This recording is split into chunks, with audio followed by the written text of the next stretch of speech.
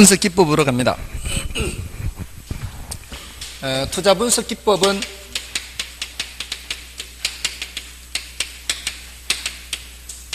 자, 일단 세 가지가 있죠. 세 가지.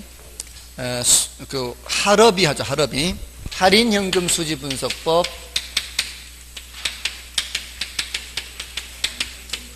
그 다음에 어림셈법이에요. 어림셈. 그 다음에 비율 분석법. 얘네들은 전부 다가 그 각각이 계산 문제예요. 각각이. 전부 다. 그러니까 이게 최근 10년간 30문제 출제됐는데 10년간 30이에요. 그럼 여기서 1년에 3문제 나온 거예요. 여기서만. 그러니까 요 분량이 얼마 안 되죠, 지금. 분량이 얼마 안 되는데 이게 총론의 출제 비중하고 똑같은 거예요. 총론의 그 분량 많은 거하고 출제 비중이 똑같아요. 근데 반이 계산이고 반이 이론이에요. 그러니까 계산 문제가 조금 시간이 이제 걸리는 것들이 많아요. 그럼 그게 어떤 게 시간이 걸리는가 하면은 문제 하나에 지문마다 계산하는 것. 이게 이제 패스. 근데 문제 하나가 계산 하나만 하는 문제도 있어요. 그럼 공식만 알면 바로 이제 풀 수 있는 그런 것들이에요. 그래서 그런 것들은 이제 풀 수 있도록 해야 되고요. 그다음에 이제 이론 중에 할인연금 수지 분석법. 요거는 화폐 시간 가치를 고려하는 거잖아요. 시간 가치를 고려하는지 고려하지 않는지. 그거를 많이 묻습니다. 요것들은 고려하지 않는 거죠. 화폐 시간 가치를 고려하지 않는 거예요. 그래서 화폐 시간 가치를 고려하는 게 일단 순수내 하죠. 순수내. 순현가법, 수익성 지수법, 내부 수익률법. 자, 거기에다가 현가 회수기간, 연평균 순현가. 현가라는 단어가 다 들어가 있죠. 순현가, 수익성 지수, 내부 수익률. 이렇게요. 순현가를 이제 영어로는 NPV 이렇게요. Net Present Value 해서, 그다음에 이제 이 Profitability Index 해서 PI 하고요.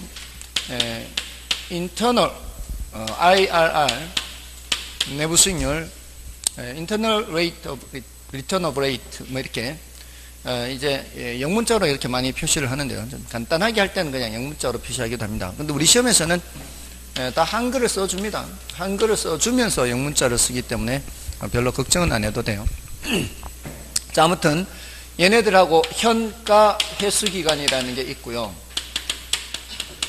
연평균 순현가라는 게 있죠. 자, 이렇게 일단 종류를 알아야 되죠. 현가라는 단어가 다 있죠. 여기 현가 있는 거는 전부 다 뭐고요?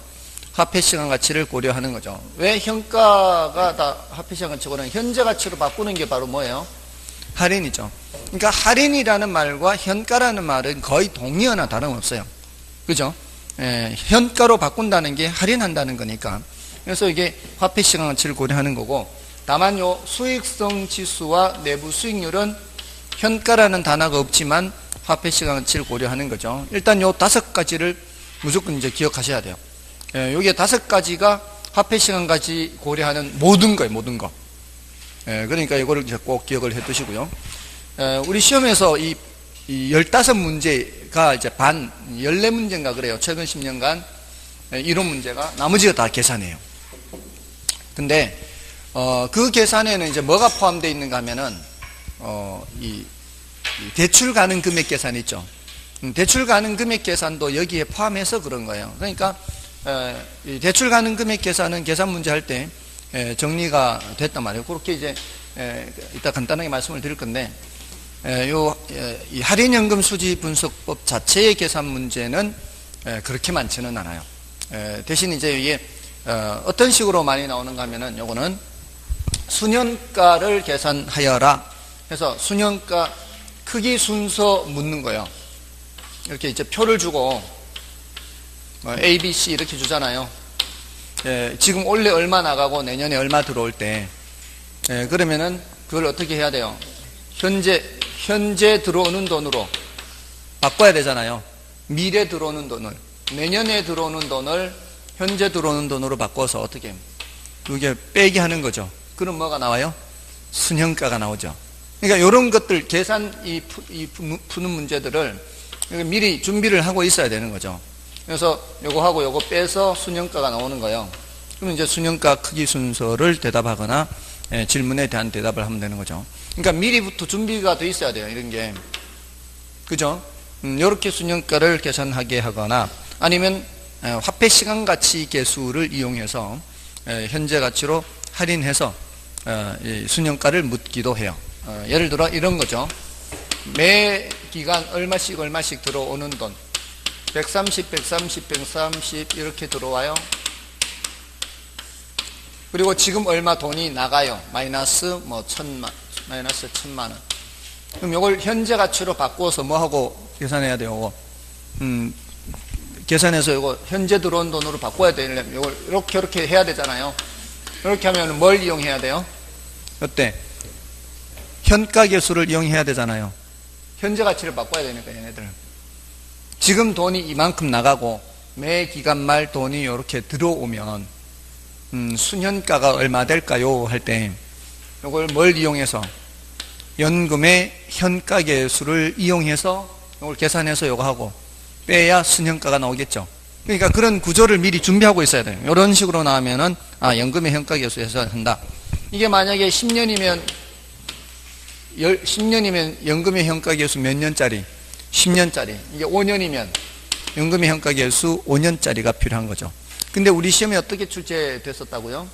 여기가 1430 이렇게 해가지고 1430이에요. 그러면서 5년짜리를 줬는데 이 130, 130이 몇 번 나오는 거예요? 4번 나와요. 4번. 자, 이럴 때는 어떻게 해야 돼요? 연금의 현가계수를 5년짜리를 주면은 우리는 4년짜리가 필요하잖아요. 4년짜리가 필요한데 문제에서 연금의 현가계수를 5년짜리를 주면은 내가 이걸 바꾸어서 5년짜리를 쓸 수 있도록 이렇게 바꾸어야 돼요. 이렇게.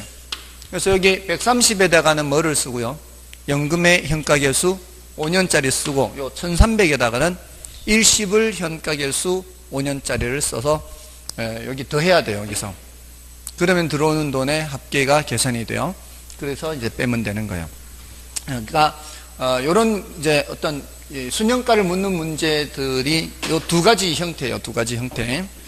그러니까 요렇게 묻거나 요렇게 묻거나 그렇게 하면은 이제 그 요령을 알면은 이제 준비가 돼 있다면 그런 문제 나오면 이렇게 풀면 되는 거죠. 됐나요? 그다음에 이제 수익성 지수 계산 문제도 똑같아요. 내년에 들어오는 돈을 뭐로 바꿔야 돼요? 현재 들어오는 돈으로 바꾸는 거 똑같아요. 이거 계산 문제. 근데 요거를 나누기 해야 되죠. 여기서는 수익성 지수는 나누기 해야 되잖아요. 여기 요 현재 들어온 거 나누기 요거 현재 나가는 거. 요거는 현재 나가는 거죠. 현재 나가는 거. 이렇게 하면 뭐가 계산돼요? 수익성 지수가 계산이 돼요. 그러면 이제 내부 수익률을 계산하여라. 이런 문제도 나올 수 있겠죠. 그럼 어떻게 대답해요? 내부 수익률을 구하여라 그러면 그때는 기대 수익률 계산하라 그랬어요. 내부 수익률을 물으면 그때는 기대 수익률을 계산하면 돼요. 지금 5천이 나가서 6천이 들어와요. 현재 5천이 나가서 내년에 6천이 들어오면 수익률 몇 프로예요? 어떻게 계산해요? 5천분의 몇 해야 돼요? 1000 해야 되죠. 1000. 수익이 1000이 생기니까. 그럼 수익률이 몇 프로? 20%. 그게 뭐라고요? 그게 내부 수익률이라고요. 이건 내부 수익률 물으면 그냥 끔값이 끔값. 몇 초면 되는 거야, 몇 초면. 그러니까 그 매뉴얼을 생각을 해야 되는데 그걸 안 한단 말이에요. 몇 초면 풀 수 있는 거를 그걸 생각 안 하니까 못 푸는 거죠. 아셨어요? 수능가를 물으면 이렇게, 수익성 지수를 물으면 이렇게. 그 이제 매뉴얼을 기억하고 있어야 돼. 준비를 하고 있다가. 그러면 이제 숙달만 하면 되는 거죠. 계산 문제는 매뉴얼을 기억해야 돼요. 매뉴얼. 내부 수익률을 물으면 나는 뭘 계산한다고요? 기대 수익률 계산해요. 아주 간단해요. 몇 초면 풀어요. 몇 초면. 아시겠죠? 자, 그럼 이제 계산 문제는 다 됐어. 이제 끝난 거예요. 계산 문제 다 했어요. 계산 문제는 매뉴얼이 필요한 거예요. 매뉴얼이. 이렇게 나오면 이렇게 한다. 이렇게. 자, 그러면 자, 이론으로 나올 때 일단 뭐는 알고 있어야 돼요? 화폐 시장 가치를 고려한다? 고려하지 않는다. 이걸 알고 있어야 돼요. 그 다음에 순현가가 뭐예요? 수익성 지수가 뭐예요? 내부 수익률이 뭐예요? 뜻을 묻는 문제예요. 화폐 시장 가치를 고려하느냐 고려하지 않느냐 요 문제. 그 다음에 순현가가 뭐예요? 하면 뭐라고 대답해야 돼요? 순현가가 뭐예요? 그럼 유입현가에서 유출현가를 빼서 계산한다. 이렇게 대답하면 되는 거예요. 그래서 유입현가 합 마이너스 유출현가 합 이렇게 해서 구하는 게 순현가예요. 이렇게 하면 되는 거예요.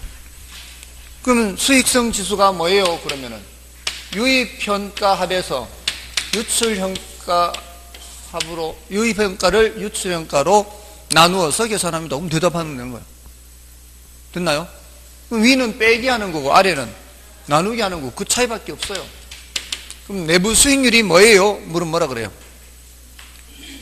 순현가가 0이 되게 하는 할인율입니다.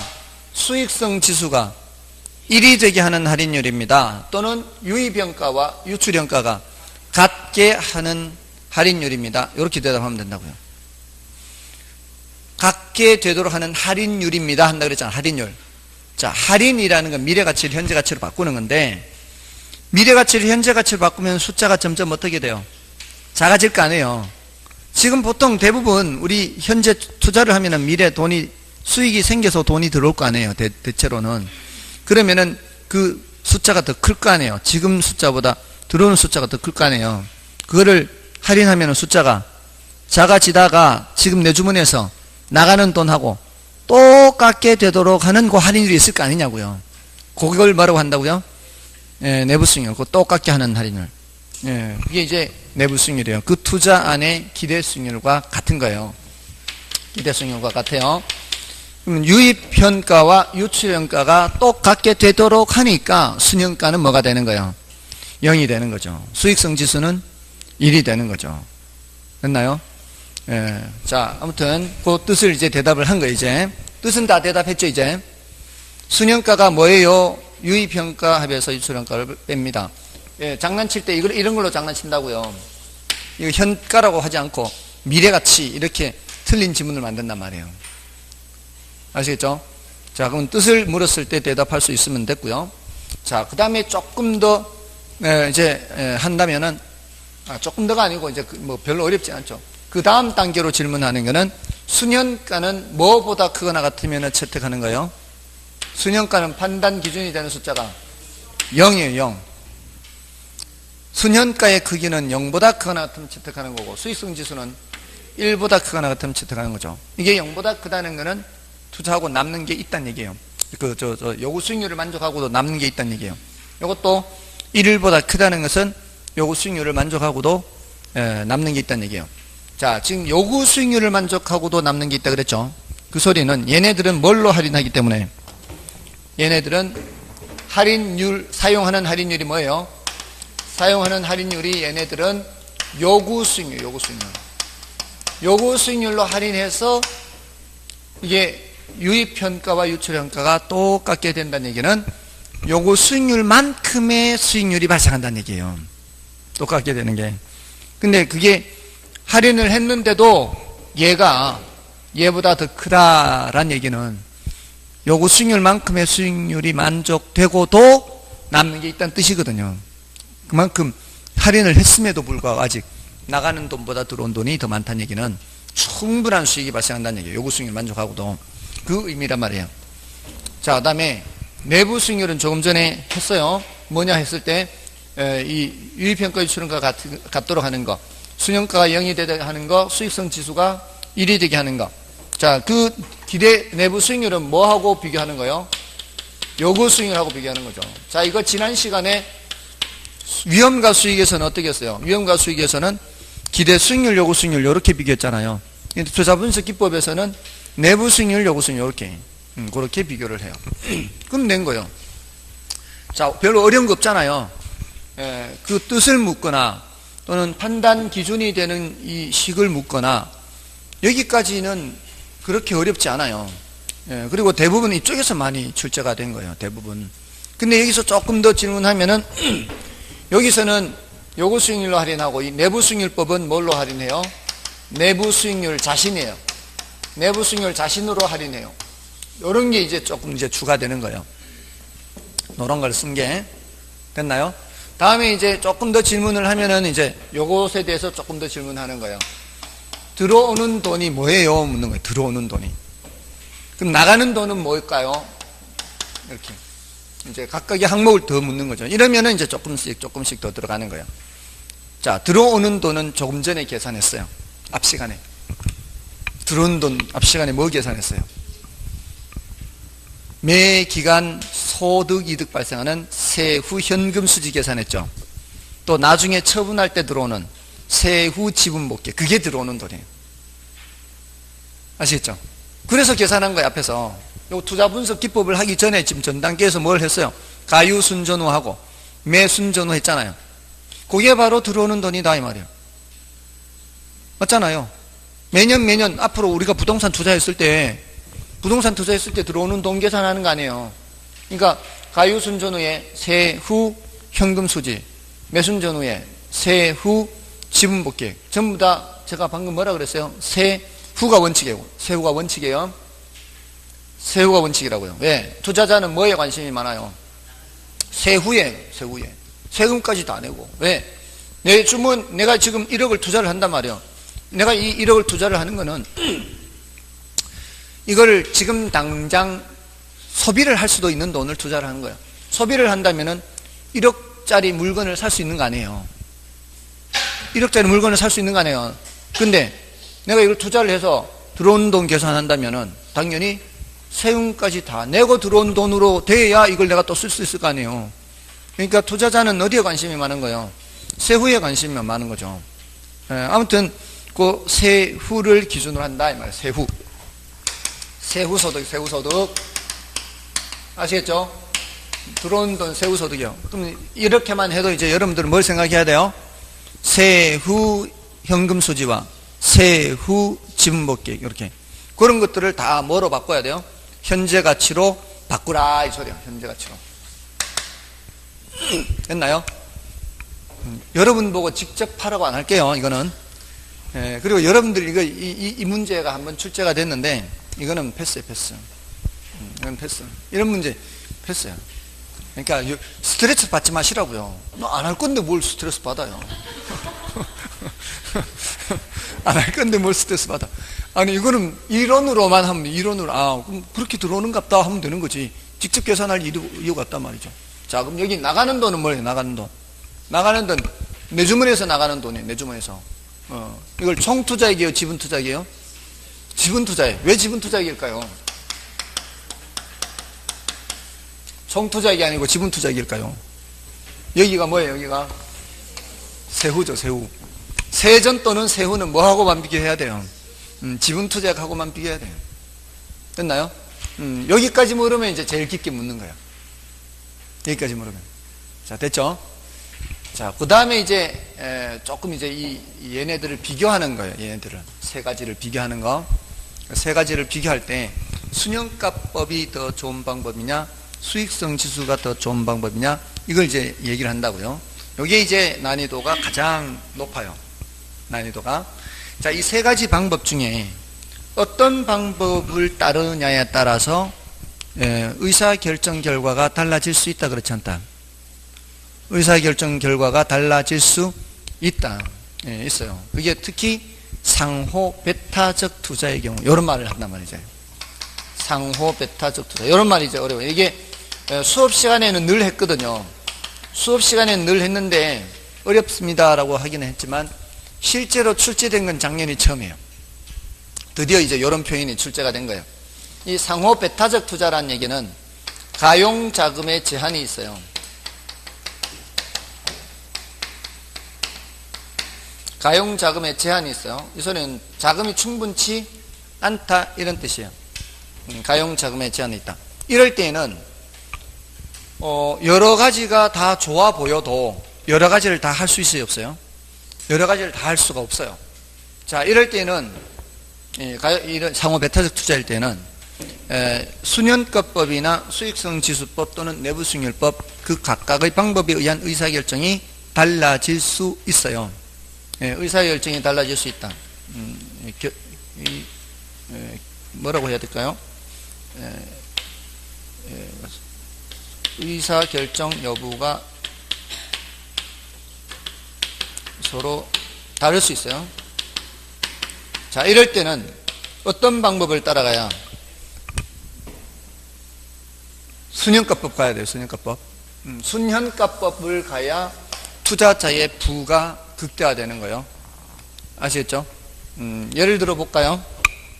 자, 지금 이제 A와 B 이렇게 C 여러 가지가 있는데 A의 수익성 지수가 1.2, B의 수익성 지수가 1.4, C의 수익성 지수가 1.2예요. 자, 여기가 이제 PI예요. 순현가는 여기 200, 여기 200, 여기 300이에요. 만약에 요 PI로만 놓고 본다면, 일단 요거는 보지 마시고요. A와 B만 놓고 본다면, PI로만 놓고 보면은 뭐를 선택해야 돼요? B를 선택해야 되겠죠. 순현가가 같으니까. 그럴 때는 이걸로 가면 되는 거예요. 그럴 때는. 근데, 요렇게 돼 있을 때, 요렇게 돼 있을 때는, 수익성 지수로는 얘가 더 크죠? 순현가로는 누가 더 커요? 얘가 더 크죠? 이렇게 달라질 수 있거든요. 똑같으면 큰 쪽으로 가면 돼요. 어느 하나가 똑같으면 나머지 하나가 큰 쪽으로 가면 돼요.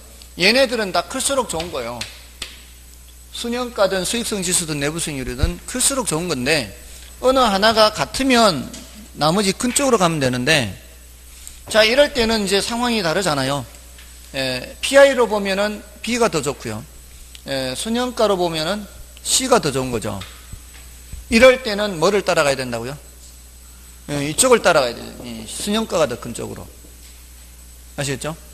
예를 들어서 나한테 돈이 1,500 있어요. 나한테 1,500만, 가용자금이 1,500이에요. 가용자금이 1,500인데 요 놈은 내가 500이 있어야 투자하는 거고요. 요 놈은 1,500이 있어야 투자를 해요. 그래서 지금 내가 이제 돈이 나간다면, 현재 나가는 돈이 얘는 얼마가 나간다고요? 500이 나고 얘는 1,500이 나가요. 그럼 이거 투자하면은 얘는 투자 못 하는 거죠. 요거 투자하면은 돈이 모자라니까 요거 투자 못 해요. 1,500 중에 여기 500 투자해버리면은 1,000만 원 남는 걸 어디 갈 데가 없단 말이에요. 두 개만 놓고 보는 거예요. 자, 근데 들어오는 돈이, 현재 들어오는 돈이 얘는 700인 거예요. 얘는 1,800인 거예요. 얘는 이제 500이 나가서 얼마가 돼 들어오는 거예요? 700이 돼 들어오는 거예요. 현재 가치로 바꿨을 때. 얘는 1,500이 나가서 1,800이 돼서 들어오는 거예요. 그러면 효율성은 얘가 낮아요. 1.2배가 돼서 들어오는 거니까. 이게 1.2배라는 의미잖아요. 1.4배고. 이럴 때는 누가 더 효율적이에요? 효율성을 따지면 B가 더 효율적이죠. 1.4배가 돼서 들어오니까. 근데 문제는 이 방법은 돈 500만 원은 여기 들어가지만 1,000만 원을 놀려야 돼요. 1,000만 원이 딴 데 투자할 데가 없잖아요. 그게 상호 배타적 투자의 특징이에요. 상호 배타적 투자는 남는 돈으로 딴 데 갈 데 없다는 뜻이에요. 이러면은 요것만 효율적이면 뭐해요? 얘가 놀아야 되는데. 그렇잖아요. 이것만 효율적인 거는 의미가 없는 거예요. 얘가 놀아야 되니까. 그러니까 차라리 효율성은 얘보다는 떨어지더라도 차라리 1,500을 다 굴리는 게 나을 수 있다는 거예요. 1,500을 다 굴리면은 300을 버니까. 얘는 500이 200 벌지만 나머지 1,000은 버는 게 없으니까. 뭔 뜻인지 아시겠죠? 차라리 돈을 굴려서 버는 게 낫다 이 말이에요. 그러니까 무슨 법으로 가야? 순양가법으로 가야 항상 투자자의 부가 극대화되도록 계산이 돼요. 됐나요? 그렇게 하는 거예요. 자, 그리고 만약에 돈의 여유가 있어서 B도 할 수 있다. 이러면은 B와 C의 전체 순영가는 얼마가 돼요? 전체 순영가는 500이래요. 그냥 뭐만 하면 돼요? 더하기만 하면 되죠. 요거를 같이 가산성이 성립한다 그래요. 결합된 순영가를 계산하기가 쉬워요? 어려워요? 결합된 순영가를 계산하기가 쉽죠. 근데 결합된 수익성 지수를 계산할 때는 두 개 더하면 될까요? 안 돼요. 더해서 2로 나눌까요? 그것도 안 돼요. 다시 계산해. 다시. 불편해요? 편리해요? 불편하죠. 불편한 정도, 편리한 것도 따지면 누가 제일 편리하고, 순영가법이 편리하고, 투자자의 부도 극대화되고, 그래서 순영가법이 가장 우수한 방법이다라고 얘기를 하는 거예요. 됐나요? 자, 요게 이제 조금 이제 어려운 내용이었어요. 근데 이해되셨죠? 요거 시험 칠 때까지 안 까먹기만 하면 되는 거죠. 너무 멀리 갔나요? 그럼 다음 주까지 시험은 보지 말고. 자, 아무튼 자, 요게 있고요. 요 할인율을 다른 표현으로 뭐라고 할 수도 있는가 하면은 재투자 수익률, 재투자율 이렇게도 표현할 수 있어요. 같은 말이에요. 할인율과 재투자율 같은 말입니다. 자, 이러면은 이제 일단 여기서는 됐어요. 그래서 상호 배타적 투자, 여기에 이제 말이 어려서 그렇지. 그리고 이런 표현이 나오는 거 있어요. 상호 배타적 투자에 대응해서 상호 독립적 투자 이렇게. 상호 독립적 투자는 요거는 가용 자금에 제한이 없어요. 돈은 얼마든지 있어요. 돈은 얼마든지 있다면 이 말이에요. 그럼 돈이 얼마든지 있다면은 자, A 해요 말아요? A 하는 거죠. B 해요 말아요? 하는 거죠. C 해요 말아요? 하는 거죠. 순영가법으로 하든 수익성 지수법으로 하든 다 하는 거는 하는 거예요. 그럼 상호 독립적 투자의 경우에는 의사결정이 다 똑같아요. 하는 건 다 하면 되니까. 싹 하면 되니까. 그죠? 가용자금에 제한이 없을 때는 그냥 관계가 없어요. 이제 이렇게 상호 배타적 투자일 때가 이제 문제가 되는 거죠. 자, 그럼 됐어요. 자, 그래서 우리 교재 101쪽에 투자 분석 기법에 일단 메뉴에 화폐시장 가치를 고려하는 거 하고 밑에 화폐시장 가치를 고려하지 않는 거 어림셈법 비율 분석법 있고요. 그 밑에 내려서 할인현금 수지 분석법에서 순영가법에서 개념이 뭐냐. 자, 아까 다 했죠, 이거. 개념은 세후 소득의 현재 가치 합해서 투자 비용으로 지출된 지분의 현값을 뺀 순현가가 0보다 크거나 같으면 타당한 투자안이라고 판단하는 방법이다. 순현가법에서 사용하는 할인율은 투자자의 요구 수익률이다. 순현가가 0이라는 것은 투자안이 요구 수익률만큼의 수익률이 발생한다는 것이다. 따라서 순현가가 0보다 크다는 것은 요구 수익률이 충족되고도 그만큼 더 큰 수익이 발생한다는 거죠. 다음에 이제 의사결정 기준에서 상호 독립적인 투자안의 경우에는 순현가가 0보다 크거나 같으면 그 투자를 채택하고 순현가가 0보다 작으면 기각하면 되는 거예요. 그 다음에 상호 배타적일 때는 어떻게? 가용자금 범위 내에서 순현가가 가장 큰 투자안을 선택하면 돼요. 가용자금 범위 내에서. 됐나요? 그 다음에 이제 순현가법의 장단점에서 자, 기억이 거의 유일한 단점이라고 보시면 돼요. 사전적으로 요구 수익률을 산정해야 한다는 거예요. 여기서 말하는 사전이라는 얘기는 이 할인을 하기 전에 뭐가 있어야 할인을 할 수가 있어요. 할인율이 있어야 할인할 거 아니에요. 할인율이 있어야 할인할 거 아니에요. 근데 할인율이 여기서 뭐예요? 요구 수익률이니까 요구 수익률을 미리 계산해야만 이걸 순영가를 계산할 수가 있어요. 근데 내부 수익률법은 그렇지 않아요. 수익성 지수법도 미리 이거 계산해야 되겠죠. 나누기하고 빼기 차이밖에 없으니까. 근데 내부 수익률법은 내부 수익률을 계산하기 전에 반드시 얘를 해야 돼요? 그렇지 않죠? 이걸 먼저 계산하고 나중에 이걸 계산하든 이걸 먼저 계산하고 이걸 나중에 계산하든 관계가 없죠. 요구 수익률 몰라도 내부 수익률 계산할 수 있어요, 없어요? 요구 수익률 몰라도 내부 수익률 계산할 수 있잖아요. 아까 5천 나가서 6천 들어오는 거니까 5천 나가서 6천 들어올 때 그 기대 수익률이 내부 수익률이니까 요구 수익률 몰라도 계산할 수 있잖아요. 그거예요, 그거. 그런 장점이 있어요. 반드시 요구 수익률 알아야만 되는 것은 아니다, 이런 뜻이. 그럼 됐고, 나머지는 전부 다 장점이에요. 투자자의 부를 극대화한다. 그 다음에 디귿에 복수의 해 문제가 없다, 이 말 있죠. 복수의 해 문제는 이거는 어려워요. 난이도 높은데 예의 문제, 예의 문제. 내부수익법. 복수의 해 문제 옆에다 써놓으면 돼요. 그게 내부수익법의 문제예요. 이 복수의 해가 뭔가 하면은 이거예요. 지금 아마 한 번쯤은 말씀드렸을 텐데, 여러분들 이런 식 들어보셨죠, 이거? 이런 식 보신 적 있죠? 이게 0이 이제 어떤 수죠, 어떤 수. 어떤 수를 제곱을 하고 그 수에다가 3배를 해서 2를 빼면 0이 된대요. 이 어떤 수가 뭘까요? 뭘까요?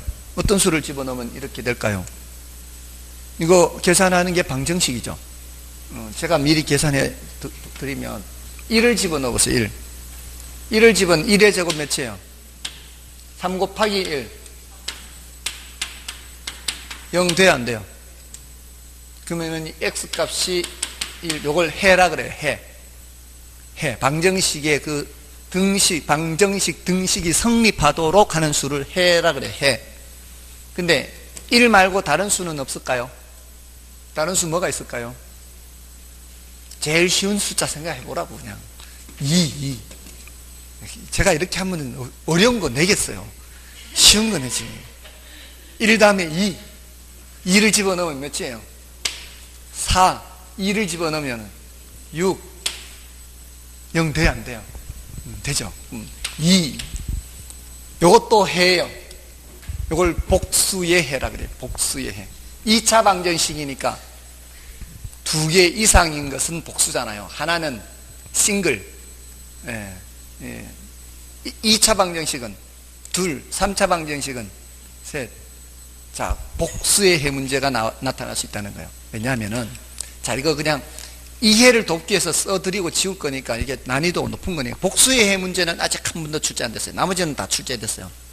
복수의 해 문제는 내부 수익률법의 문제인데, 자, 내부 수익률을 이제 정의대로 해보세요. 정의대로. 지금 내가 1,000만 원이 나가요. 1,000만 원이 나가요. 1년 뒤에 100만 원 들어오고, 2년 뒤에 1,100만 원 들어오고, 지금 현재 1,000만 원이 나가요. 자, 이러면은, 이거 내부 수익률을 물을 때는, 제가 아까 한 번만 할 때는, 한 번만 하면은, 그냥 한 번만 할인하면 된단 말이에요. 근데 2번 들어오잖아요. 들어오는 돈이. 지금 나가는 돈 얼마 나가고, 현재 나가는 돈은 1,000만 원, 현재 나가는 돈은. 그럼 들어오는 돈을 현재 가치로 바꾸려면 어떻게 해야 돼요? 100 나누기 1 플러스 할인율 해야 되고, 더하기 얘는 몇 번 해야 돼요? 1100 나누기 1 플러스 할인율에 제곱해야 된다고. 제곱. 여기가 x라고요. x. 여기도 x라고요. 자, 이게 제곱이 돼 있죠. 몇 차 방정식? 2차 방정식이란 말이에요. 2차 방정식은 답이 몇 개 나올 수 있어요? 2개 나올 수 있다고. 그러면은 이렇게 계산했더니 할인율이 하나는 0.1 나왔고 하나는 0.2가 나왔다면, 만약에 이렇게 됐다면, 얘도 할인율이고 얘도 내부 수익률이고 얘도 내부 수익률이잖아요. 누구를 믿을까요? 얘를 믿을까요? 얘를 믿을까요? 요구 수익률은 0.15예요. 나의 요구 수익률은 0.15, 15%인데 하나는 10% 나오고 하나는 20% 나왔어요. 그럼 10% 믿고 투자를 하지 말아야 될지, 20% 믿고 투자를 해야 될지 판단을 할 수가 없어요. 복수의 해 문제가 그런 문제예요. 내부 수익률법의 치명적인 단점이에요. 자, 만약에 이게요, 2년만 투자하는 게 아니고 3년, 4년, 5년 투자하면 몇 차 방정식 되겠어요? 5차 방정식 되는 거예요. 이때는 또 허수가 근이 될 수 있어요. 허근이라는 게 있어요. 허근. 복수의 해 문제, 허근의 문제, 이런 문제가 있어요. 그게 무슨 문제라고요? 이게 누구의 단점이라고요? 내부 수익률법의 단점이에요. 그래서 이런, 그냥 한번 썼다 지우는 거야. 아, 이게 얘는, 내부 수익률은 원래는 방정식 풀어서 계산해야 돼. 방정식 풀어서 계산해야 되니까 좀 어려워요. 됐죠? 그게 가장 난이도가 높고 지금 출제 안 됐던 거예요. 나머지는 다 출제됐어요, 지금. 근데 이제, 지금 난이도별로 지금 말씀드렸어요. 자, 화폐 시장 가치를 고려해요, 안 해요? 이거 순서. 이거 종류 기억하는 거. 그 다음에 순영가가 뭐예요? 수익성 지수가 뭐예요? 내부 수익률이 뭐예요? 여기에 대한 대답. 그 다음에 순영가는 뭐보다 크거나 같으면 재택이에요. 수익성지수는 뭐보다 크거나 같으면 이거 이 판단 기준이 되는 거. 됐나요? 그 다음에 할인율은 뭘로 사용하나요? 얘는 뭘로 할인하나요? 재투자율이 많아요. 똑같은 말이에요. 그 다음에 여기 들어오는 돈은 뭐예요? 세후소득이에요. 세후현금수지, 세후지분복귀. 나가는 돈은 뭐예요? 지분투자, 내주문에서 나가는 거예요. 그러니까 세후니까 그렇게 비교하는 거죠. 그 다음에 상호 배타적 투자, 상호 독립적 투자의 경우에 어떻게 할까요? 이런 식으로. 됐나요? 자, 그러면 이론적인 거는 뭐 그렇게 크게 문제가 없어요. 이론적인 것은.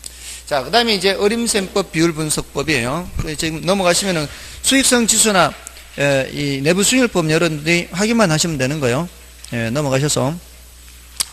이 104쪽에 가시면 이제 기타 할인 현금 수지 분석법이 있죠. 기타 할인 현금 수지 분석법에 현가 회수기간법, 연평균 순현가법, 이런 것이 있다. 요거는 이제 일단 타이틀을 해서 화폐시장 가치를 고려한다라는 것만 일단 알아두시면 되고요. 나머지는 됐습니다. 됐고요. 각 방법의 비교, 요것도 이제 좀 전에 말씀을 드렸으니까 그 105쪽에 요약된 거를 보고 정리를 하시면 되겠습니다. 됐죠? 넘어가시고요. 이제 어림셈법이에요. 자, 어림셈법은 자, 요거 어림셈법 비율분석법.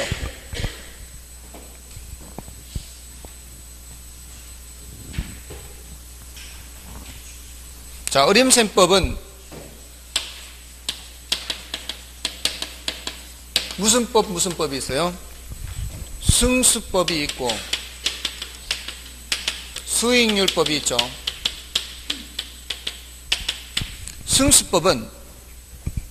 승수법은 이제 몇 년 걸리는가 뭐 이렇게 기억하시라 그랬어요. 총소득으로 몇 년 걸리느냐? 그럼 뭐예요? 총소득 승수. 순소득으로 몇 년 걸리느냐? 그러면은 순소득 승수. 세전현금 수지로 몇 년 걸리느냐 하면은 세전현금 수지, 세전수지 승수 이렇게. 그다음에 세후현금 수지로 몇 년 걸리느냐 그러면 세후현금 수지 승수. 자, 모두 네 가지죠. 맞나요? 일단 이 용어들이 익숙해져 있어야 돼요. 총소득 승수, 순소득 승수, 세전 승수, 세후 승수 이렇게 돼 있어야 돼요. 그 다음에 수익률법은 몇 퍼센트 버는가 하는 거였죠. 몇 퍼센트 버는가. 몇 년 걸리는가. 이렇게. 자, 그게 몇 퍼센트 버는가가 총 투자액으로 몇 퍼센트 버느냐 또는 지분 투자액으로 몇 퍼센트 버느냐 이거잖아요. 그러려면 이제 총소득을 이용해서 총소득이 몇 퍼센트가 되느냐, 순소득이 몇 퍼센트 되느냐 이렇게 하는 거란 말이에요. 그럼 총소득이 몇 퍼센트 되느냐 할 때는 총 자산 회전율 하잖아요. 이 용어들이 이제 익혀져야 돼요. 자꾸 반복해서 이런 용어들을 익혀야 돼요. 순소득은 몇 퍼센트나 되는가 뭐예요? 종합 환원율. 이게 이제 많이 나온다 그랬죠. 이게 중요하다 그랬어요. 종합 환원율. 중요하다 그랬어요. 그 다음에 여기는 세전현금 수지는 몇 퍼센트 버는 거예요?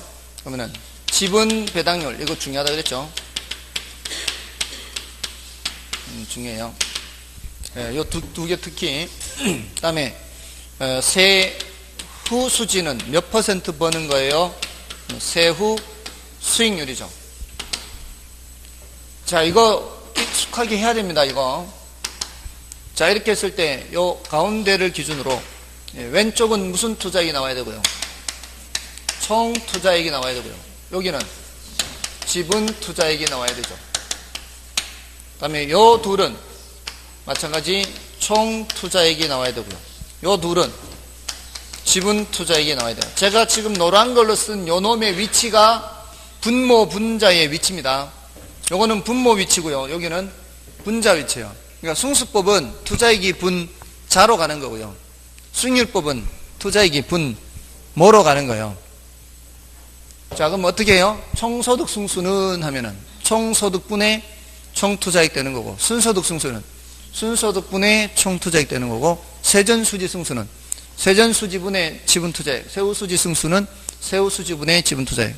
그럼 종합환원율은, 총자산 회전율은 총투자액분의 총소득이에요. 총소득. 이 소득의 순서는 이거예요. 그럼 종합환원율은 총투자액분의 순소득. 그 다음에 요거는 지분배당률은 지분투자액분의 세전현금수지. 세후수익률은 지분투자액분의 세후현금수지. 그러니까 이 두 번째, 세 번째 이 소득을 잘 기억하라고요. 두 번째 소득이 뭐예요? 순소득. 세 번째 소득은 세전수지, 세전수지. 아시겠죠? 세전수지 지분배당률, 요거는 순소득은 종합환원율이에요. 이걸 자꾸 반복해서 익혀야 돼요. 혹시 제가 숙제 냈었나요? 카드 만드는 거? 예? 그릴 리가 없어요. 지금이라도 카드 만드세요. 지금이라도 카드 만드세요. 이게 워낙 중요하니까. 이 세 문제 나온다 그래요. 세 문제. 예. 근데 공식만 알면은 바로바로 푸는 거예요. 사실 5개가 나오더라도, 계산 문제가 5개가 나오더라도, 한 문제에 5개 나오더라도 이 공식만 알면 바로바로 이렇게 하거든. 대체로 공식만 알고 있다면. 그러니까 그 공식만 알고 있으면 그게 계산 문제가 결코 시간이 걸리는 게 아니에요. 근데 그 공식은 이론으로도 필요하단 말이에요. 그럼 이론으로도 필요하고 계산도 많이 묻는다면 해놔야 되죠. 아시겠죠? 여기 돼 있어야 돼요. 여기서 더 이상 제가 해드릴 게 없어. 안타깝게도. 거의 제가 그냥 거의 이 숟가락을 입 앞에 딱 갖다 놓은 상태, 이렇게 갖다 놓은 상태. 여기서 더 한다면 이거 씹어가지고 입에 넣어줘야 돼. 이것까지는 이제 좀